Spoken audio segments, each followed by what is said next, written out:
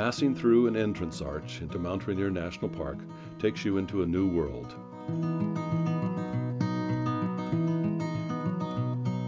In this park, buildings created of rough-hewn rock and natural timbers match the rugged terrain of their surroundings.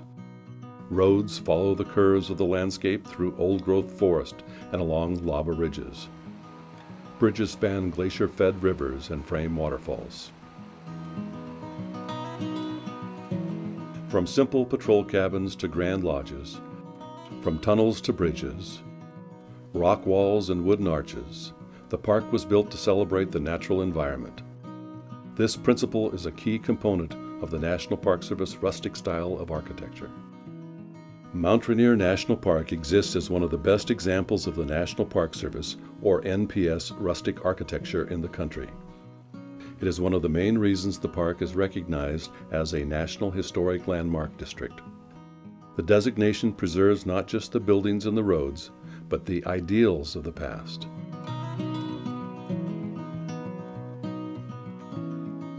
The value of building for the experience of the journey, not just to pass through. An appreciation for the natural world that extends not only into where buildings and roads were built, but also into how they were designed.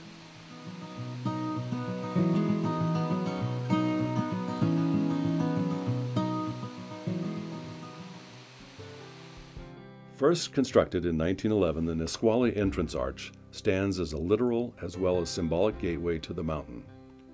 Predating the 1916 creation of the National Park Service, the entrance arch with its massive rough-hewn logs helped establish the authority of the young park.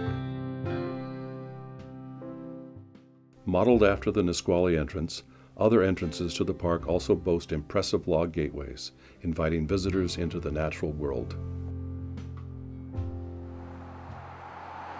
The Oscar Brown cabin at the Nisqually entrance was built in 1908 and was the first ranger station in the park. Decorated with wood tracery, the building appears relatively delicate in comparison to other park buildings. Its wood construction and low-profile design represents the first signs of NPS rustic architecture style in Mount Rainier National Park. From the Nisqually entrance arch, trace the path of generations of visitors as you follow the road to Longmire.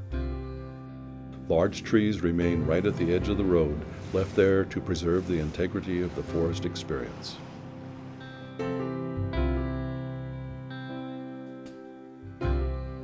With 58 recognized historic buildings, from the iconic administration building to simple wood cabins that house employees, Longmire remains as one of the most extensive collections of NPS rustic architecture in the country. Constructed with locally sourced boulders and wood, the buildings in Longmire blend into their forest surroundings. The Longmire Suspension Bridge, built in 1924, is the only surviving suspension bridge for vehicles remaining in the National Park Service. The bridge is still used today.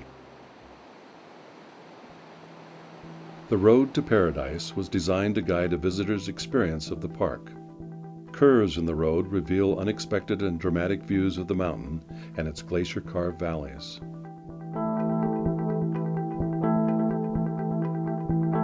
Bridges over Narada and Christine Falls frame waterfalls with stone-faced arches. The arches were built without extra adornment so that the eye is drawn to the waterfalls and not to the bridges.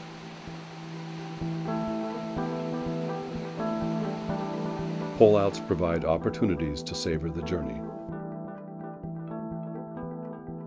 As the primary visitor destination in the park, buildings in the Paradise area strayed from the ideals of National Park Service rustic architecture. Instead, they borrowed from the styles of popular European mountain resorts. This so-called resort architecture is higher profile with steeply pitched roofs to shed snow and is less uniform in style from building to building.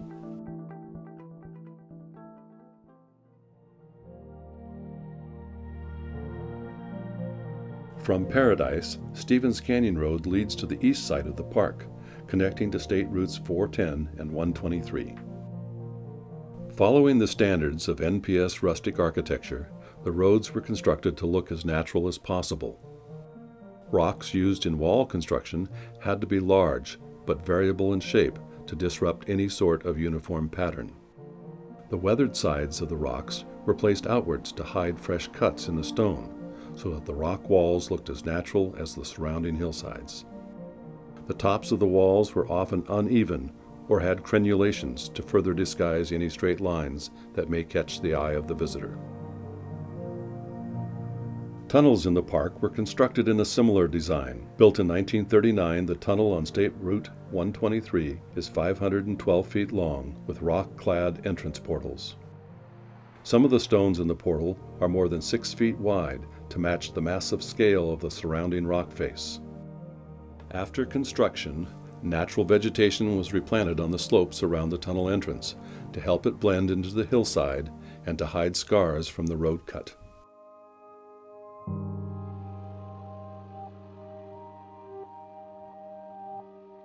At Sunrise Point, large rock capstones along the walls roughly mimic the shape of Mout Rainier.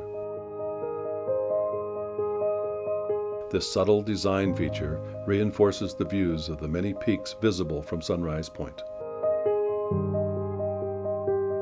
Opened in 1931, Sunrise was developed to provide access to the eastern slopes of the mountain.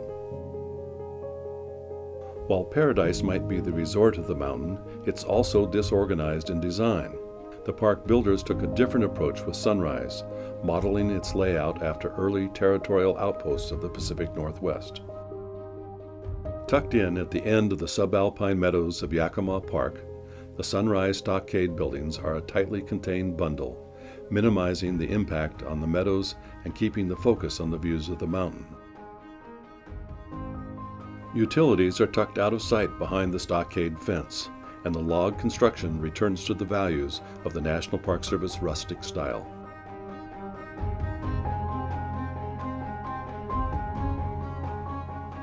With Paradise Road and Stevens Canyon crossing the park in the south, and State Routes 410 and 123 in the east, the park's early builders aimed to create an around-the-mountain network of park roads by constructing Carbon River Road in the north and West Side Road in the west. Debris flows and floods repeatedly damaged both West Side and Carbon River roads, eventually closing them to vehicles. The goal of an encircling road system was abandoned. The park founders did succeed in creating an around-the-mountain trail that came to be known as the Wonderland Trail. This impressive 93-mile route is marked by a ring of historic ranger cabins, also constructed in the style of NPS rustic architecture.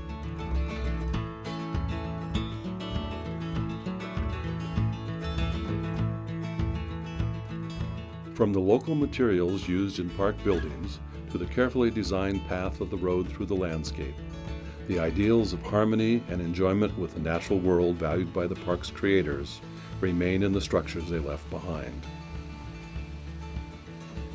Designated as a National Historic Landmark District, the park's buildings, roads, and developed areas are preserved and maintained so that they remain true to their original construction.